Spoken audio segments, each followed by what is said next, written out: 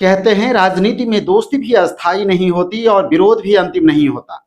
कभी आरोपों की आंधी चलती है तो कभी आभार की बारिश हो जाती है। और जब बिहार की राजनीति हो तो हर बयान अपने आप में एक नई कहानी लिख देता है। आज भी कुछ ऐसा ही हुआ है, जहां शब्दों में सियासत है, भावना भी है और भविष्य की आहट भी। नमस्कार, मैं हूं विनोद झा और आप देख रहे हैं बिहार न्यूज 24। इस वक्त बिहार की बड़ी राजनीतिक खबर सामने आ रही है, जहां बिहार के मुख्यमंत्री नीतीश कुमार ने बिहार की जनता और अपने समर्थकों के नाम एक भावुक संदेश जारी करते हुए आभार व्यक्त किया है।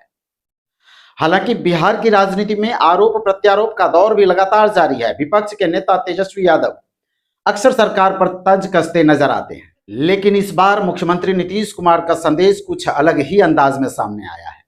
मुख्यमंत्री नीतीश कुमार ने कहा कि पिछले 2 दशक से भी अधिक समय से बिहार की जनता ने उन पर जो विश्वास और समर्थन बनाए रखा है, उसी के बल पर उन्होंने पूरी निष्ठा और समर्पण के साथ बिहार और यहाँ के लोगों की सेवा करने का प्रयास किया है। जनता के इसी भरोसे की ताकत है कि आज बिहार विकास और सम्मान का नया आयाम प्रस्तुत कर रहा है। इसके लिए वे पहले भी कई बार बिहार के जनता के प्रति अपना आभार प्रकट कर चुके हैं, व्यक्त कर चुके हैं। अपने संसदीय जीवन का जिक्र करते हुए मुख्यमंत्री ने कहा कि जब उन्होंने राजनीति की शुरुआत की थी, तभी से उनके मन में एक इच्छा थी कि वे बिहार विधानमंडल के दोनों सदनों के साथ साथ संसद की भी दोनों सदनों के सदस्य बने। इसी क्रम में हो रहे चुनाव में वे राज्यसभा के सदस्य बनने की इच्छा रखते हैं। मुख्यमंत्री ने यह भी भरोसा दिलाया है कि बिहार की जनता के साथ उनका संबंध आगे और वे आप सभी के साथ मिलकर एक विकसित बिहार बनाने के संकल्प को आगे बढ़ाते रहेंगे। साथ ही उन्होंने कहा है कि जो भी नई सरकार बनेगी उससे उनका पूरा सहयोग और मार्गदर्शन मिलता रहेगा, ताकि बिहार विकास की राह पर लगातार आगे बढ़ता रहे। फिलहाल मुख्यमंत्री के इस संदेश के बाद बिहार की राजनीति में चर्चा तेज हो गई है।